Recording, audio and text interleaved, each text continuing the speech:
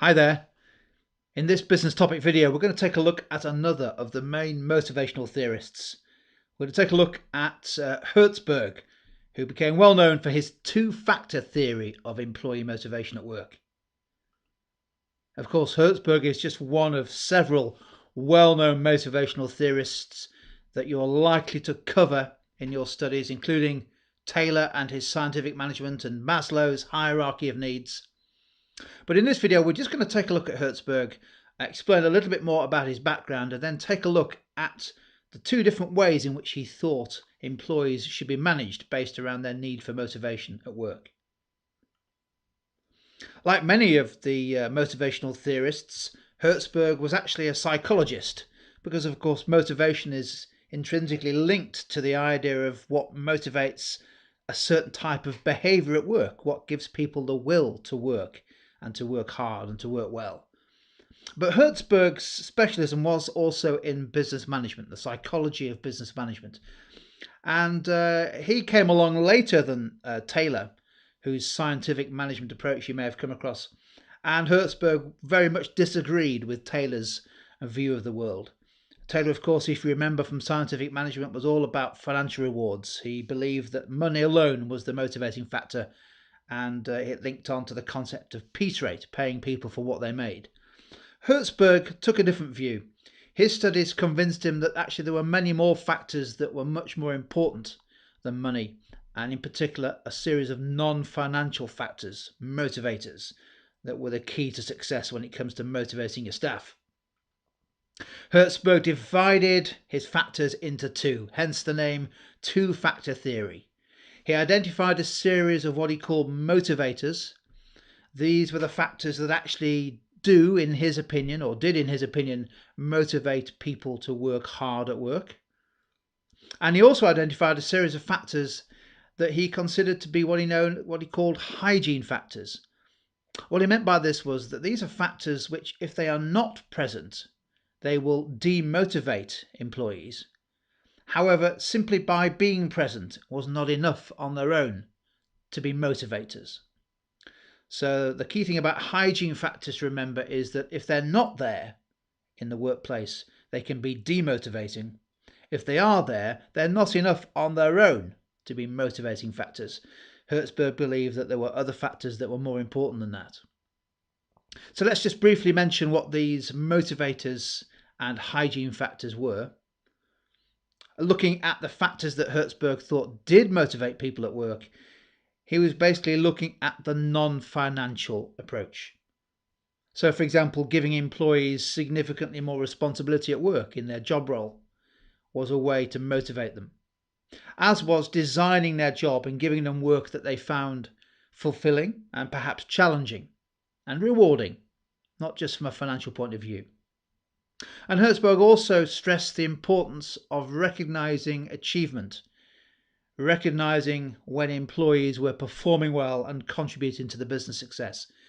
He thought all of those were factors that had the potential to motivate people at work.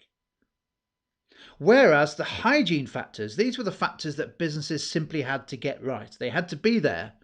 And if they weren't there in the right way, then they would have the effect of being demotivating. So, for example, if you hear about a workforce that is said to be demotivated, Herzberg would argue that this is likely to be due to the absence of satisfactory hygiene factors. For example, the pay may be significantly below what employees expect or believe they should be given. The working conditions are inappropriate, not up to standard, or not good enough for what they expect. Or perhaps there's some kind of deficiency in the way that the business is managed, perhaps a lack of clear guidance and management guidance around supervision, company policies, health and safety and what have you. If those factors are not involved or not in place in the business, Herzberg argued they would have the effect of being demotivating. So what are the implications? Well, if you accept Herzberg's analysis here of the two factors, then there are two things that management and leadership need to do.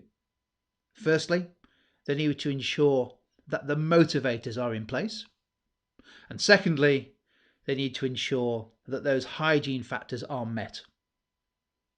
A key approach, as far as Herzberg is concerned, to motivation is ensuring that the hygiene factors are not there demotivating the staff. Because, of course, it could be that you're doing one, but not the other.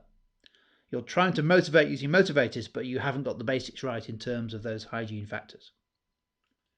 Just looking at those motivators in a little bit more detail, there were two in particular that Herzberg would have supported and did support. One was a concept that you may have come across called job enrichment. And what this essentially means is that your job has more depth to it. It has a wider variety of tasks and activities rather than just doing the same thing day in, day out. Job enrichment occurs when a job is given greater challenge, some greater complexity about the role. But it also arises when those who are doing the job feel as though they're in control of their workload, that they can manage it, and that they get the sense of reward, the personal satisfaction from achieving a job well done. Job enrichment, Herzberg absolutely believed, was a source of motivation. And it follows also from that this concept of empowerment is also a potentially powerful motivator. Empowerment essentially involves giving employees some control over decision making, some authority to make decisions within certain limits. And if you give people at work responsibility and autonomy, it's often said that they're more likely to be motivated. Another way of doing that, of course, is to provide less supervision, not to be standing over their shoulder watching them the whole time, to trust them to do their job well. Herzberg would absolutely be a supporter of the concept of empowerment as a potentially powerful motivator at work. So Herzberg was a big fan of motivators, but he said the hygiene factors are also the thing to look out for. Make sure that you pay people properly and that the working conditions are adequate. Otherwise, everything else may be of no effect if hygiene factors are not present. That's been a brief overview of Herzberg's two-factor theory. Hopefully you found it useful. Thank you.